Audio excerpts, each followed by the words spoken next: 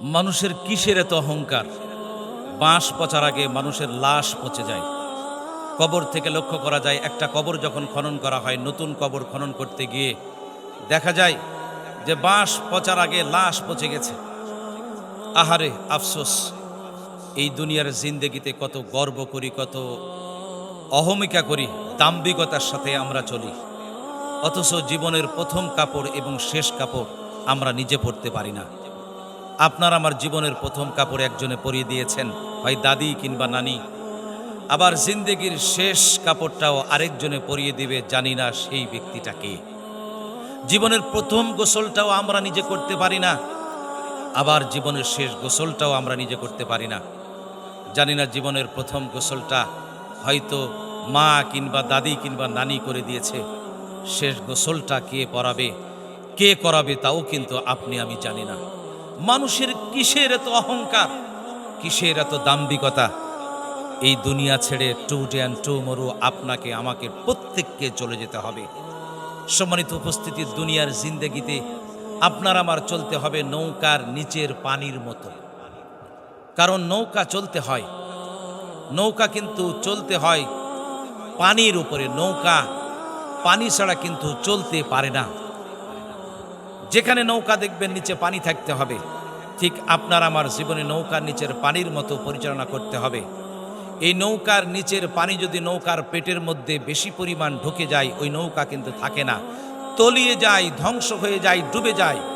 ঠিক মানুষের জীবনে সম্পদ দরকার, অর্থ দরকার, কিন্তু এই সম্পদগুলি তার পেটের মধ্যে বেশি পরিমাণ যখন অন্যায়ভাবে ইনকাম করতে গিয়ে যখন বেশি পরিমাণ ঢুকিয়ে ফেলে, ওই নৌকার মতো সে ধ্বংস হয়ে যায়, তলিয়ে যায়, তার পরিণতি ওই একই অবস্থা হয়।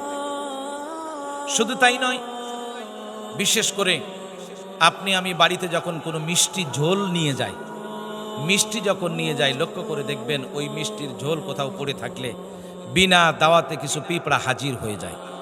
বিনা দাওয়াতে পিঁপড়া হাজির হয়ে গিয়ে কিছু পিঁপড়া দূর থেকে মিষ্টির ঝোল খেয়ে চলে যায়। আবার কিছু পিঁপড়া, লোভী পিঁপড়া আছে, ইচ্ছা মতো খাওয়ার জন্য ওই মিষ্টির ঝোলের মধ্যে প্রবেশ করে।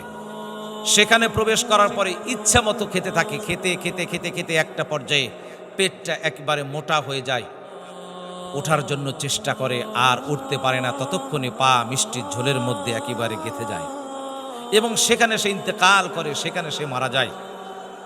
এখান থেকে শিক্ষা হলো, দুনিয়ার জীবনে যখন কোনো ব্যক্তি বেশি পরিমাণ খেতে চায়, দুনিয়াকে আঁকড়ে ধরতে চায়, তার পরিণতি ওই পিঁপড়ার মতো হয়, আর যে অল্প খায় সে কিন্তু বেঁচে যায়।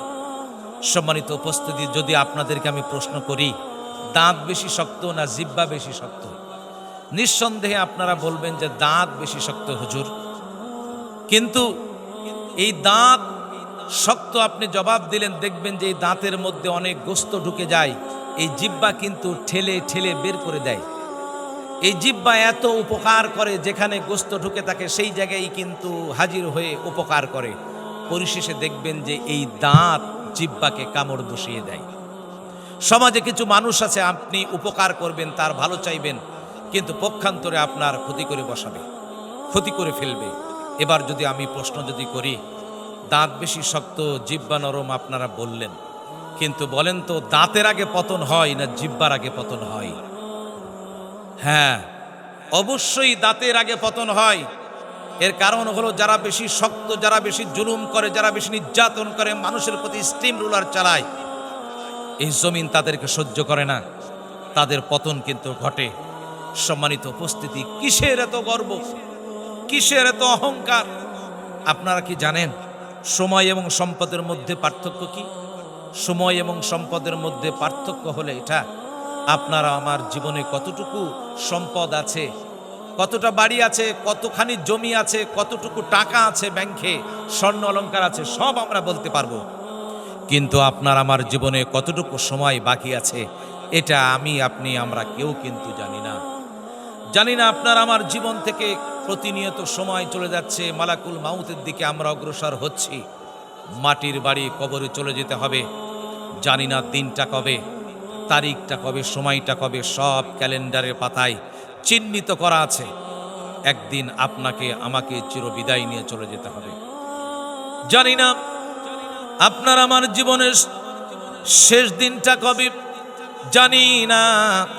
কে জানাজার জন্য প্রস্তুতি নেওয়ার জন্য দূর দূরান্ত থেকে আসবে। আপনার আমার ইন্তেকাল যখন হবে, কলিজার টুকরা সন্তানরা কান্না আরম্ভ করবে, চিৎকার মেরে পাড়া প্রতিবেশী, মা দুঃখিনী, কলিজার টুকরা সন্তান, স্ত্রী, পরিবার পরিজন কান্না করবে। কোনো উপায় থাকবে না, পানি গরম হবে, গোসল দিবে। আহারে করুণ দৃশ্য আপনার আমার বাড়িতে আপনার আমার জন্য ঘটবে।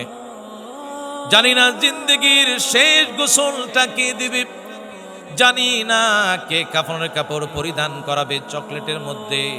চকলেটের মতন করে কাপড়ের মধ্যে তুলে মোচাড় দিয়ে দুই দিকে টান দেবে, নিয়ে চলে যাওয়া হবে জানাজার জন্য।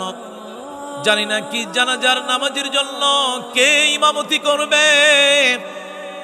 কাছের মানুষগুলি চোখের পানি ফেলে কান্না করবে। আমার এই প্রিয় সন্তানটা, ভাতিজাটা, আমার আব্বা জান, আমার আম্মা জান অত্যন্ত ভালো মানুষ ছিলেন, চোখের পানি ফেলে কান্না করবে। কেউ বা আবার জানাজার শেষে তাড়াহুড়া করবে, কাজ আছে। যেই দিন আপনি মারা যাবেন সেই দিন মানুষও রান্না করে খাবে। যেই দিন আপনি ইন্তেকাল করবেন সেই দিন আপনার বাড়ির আশপাশে মানুষগুলি অনেকে কিন্তু আনন্দ ফুর্তি করবে, তাদের কিছু যায় আসবে না। সম্মানিত উপস্থিতি, এরপর কবরে যখন নামানো হবে, আপনার আমার একেবারে স্থায়ী বাড়ি। দুনিয়ার জিন্দগিতে একটা বাড়ি বানাবো বলে প্ল্যান পাস করি, হাজার হাজার লক্ষ লক্ষ কোটি কোটি টাকা খরচ করে টাইলস ফিটিং করি, ফ্যান লাগাই, এসি লাগাই, কত সুন্দর করে পরিমাটি করি। কিন্তু আপনার আমার জিন্দগির একটি বাড়ি যে কোনো সময় চলে আসবে। ওই মাটির বাড়ি সাজানোর জন্য আপনার আমার কোনো প্রস্তুতি নাই। ওই মাটির বাড়িতে যখন রাখা হবে, একে একে উঠে আসবে কত ভয়ঙ্কর কবর, যেই জায়গায় আমল ছাড়া কোনো কাজে দিবে না। নিচে মাটি, ডানে মাটি, বামে মাটি, উপর দিকে মাটির ছাউনি। ওই জায়গায় আল্লাহ পাক ছাড়া আপনার আমার কোনো সেই জায়গায় কারো ক্ষমতা, কারো দাপট, কোনো কিছু চলবে না। সেই দিন কেবলমাত্র আল্লাহ পাক তার বন্ধু হবেন। দুনিয়ার জীবনে আল্লাহ পাককে যারা বন্ধু হিসাবে গ্রহণ করেছেন, দুনিয়াতে কত মানুষের পিছনে আমরা ঘুরি, বিনিময়ে স্বার্থে আঘাত যদি লাগে তারা কিন্তু ঘুরে চলে যায়। কিন্তু আল্লাহ পাকের সঙ্গে যারা সম্পর্ক করে, আল্লাহ রাব্বুল আলামিন এই সম্পর্ক কিন্তু নষ্ট করে দেন না। কবর থেকে জান্নাত পর্যন্ত আল্লাহ রাব্বুল আলামিন তার রাস্তা তৈরি করে দেন। ওই কবরে লাশটা রেখে যখন চলে আসবে, সময়ের ব্যবধানে দুই একদিন সন্তানরা কান্না করবে। তারা 2-1 বছর পরে আর আগের মতো যাবে না, তারাও একদিন ইন্তেকাল করবে। আপনার নাতিপুতিরা গিয়ে বলবে ওই জায়গায় দাদার কবর ছিল, তারাও এক সময় ইন্তেকাল করবে, তারাও দুনিয়াতে থাকবে না। আপনার নাম নিশানা মুছে যাবে, দুনিয়াতে স্মরণ করার মতো কেউ থাকবে না। যদি আপনাদেরকে প্রশ্ন করি আপনার দাদার কবর কোথায় রয়েছে, আপনি কবর তো দূরের কথা, নামও বলতে পারবেন না। তাদের কবর কোন জায়গায় আছে স্মরণও করতে পারবেন না। আপনাকে আমাকে এমনি করে ভুলে যাবে। ওই কবর নিশ্চিহ্ন হয়ে যাবে, মাটি সমান হয়ে যাবে, মাটির উপরে ঘাস জন্ম নেবে, গরু ছাগল এসে খাবে। কিন্তু এই কবরের নিচ থেকে গরু ছাগল তাড়ানোর মতো আপনার আমার ক্ষমতা থাকবে না। জানি না আপনার আমার কখন প্রাণ পাখি উড়ে যাবে।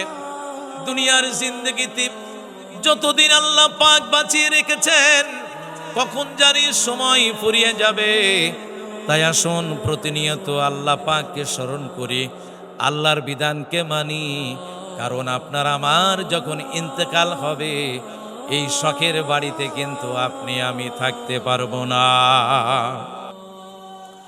ঘরে তোমার ঠাঁই হবে না, রাখিবে উঠানে, তাড়াহুড়া করবে সবাই নিতে গোরস্থানে, তোমায় নিতে গোরস্থানে। ঘরে তোমার ঠাঁই হবে না, রাখিবে উঠানে, তাড়াহুড়া করবে সবাই নিতে গোরস্থানে, তোমায় নিতে গোরস্থানে। শূন্য হাতে মাটির ঘরে, শূন্য হাতে মাটির ঘরে হবে বসবাস। তুমি নামের মানুষটাই আজ সবার কাছে লাশ, তুমি নামের মানুষটাই আজ সবার কাছে লাশ।